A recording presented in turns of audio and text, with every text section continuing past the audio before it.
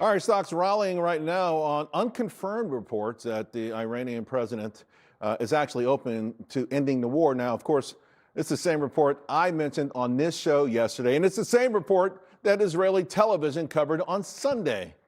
Now, my next guest is simply one of the best when it comes to foreign policy and also happens to be Iranian American. I want to bring in our foreign desk editor-in-chief, Lisa Daftari. And Lisa, just your thoughts. Obviously there's unconfirmed reports and these kind of reports, but I did see something also a couple of days ago where there was some kind of microphone in the room or whatever.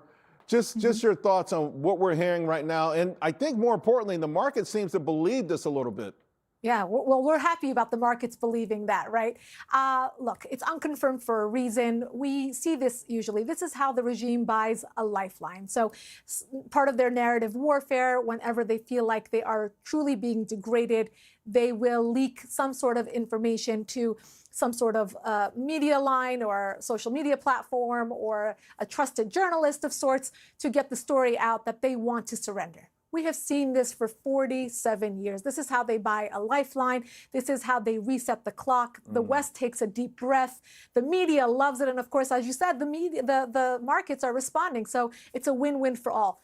With regards to Donald Trump believing it, on the other hand, he'll drive this narrative also. Why? Because it also gives him time. In the meantime, Israeli and American military agenda is moving forward parallel to what we're hearing in terms of the narrative. Right, and I love that part of it. I like the part that, okay, these stories pop up, they're unconfirmed, whatever it is, but the attacks go on, the strategic attacks go on, whether it's certain commanders, whether it's munitions dumps or big depots.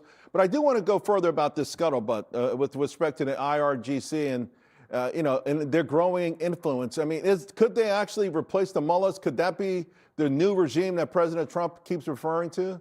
That's not a new regime. That is more of the same. It might be personnel change, but it's not a new regime. And that will not be a victory for the United States or for Israel or for the people in Iran. They know that for 47 years, every single one of their leaders had to be vetted from this system.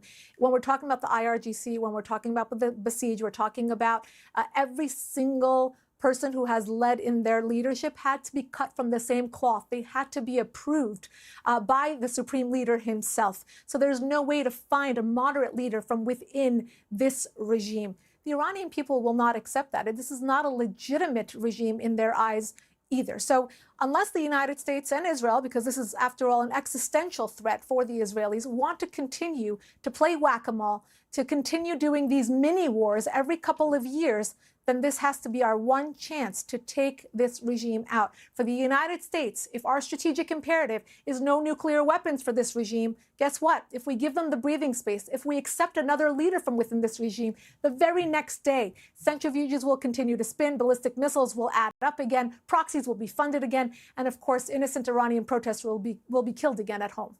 That strike on Isfahan, was just mind-boggling, right? A 2,000-pound bomb. But, as I was reading that there's even maybe greater significance. The Shah built one of the most beautiful cities in the world, 1622, after they took the Strait of Hormuz from the Portuguese. So there's some irony there. Right. Just maybe there's a psychological warfare going on right now as well.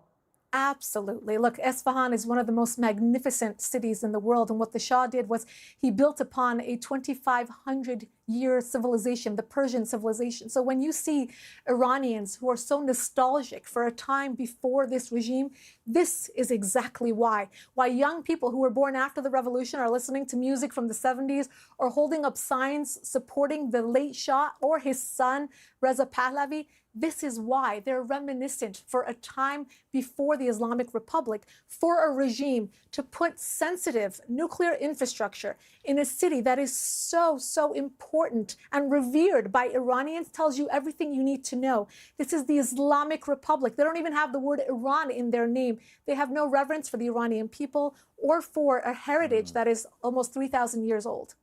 Lisa, I get chills when you talk about this because I can feel the connection. And I want to keep bringing you on as this goes on. And it's been far too long anyway, but would you just express, I haven't heard enough of that. Thank you very much. Thank you. And see you soon.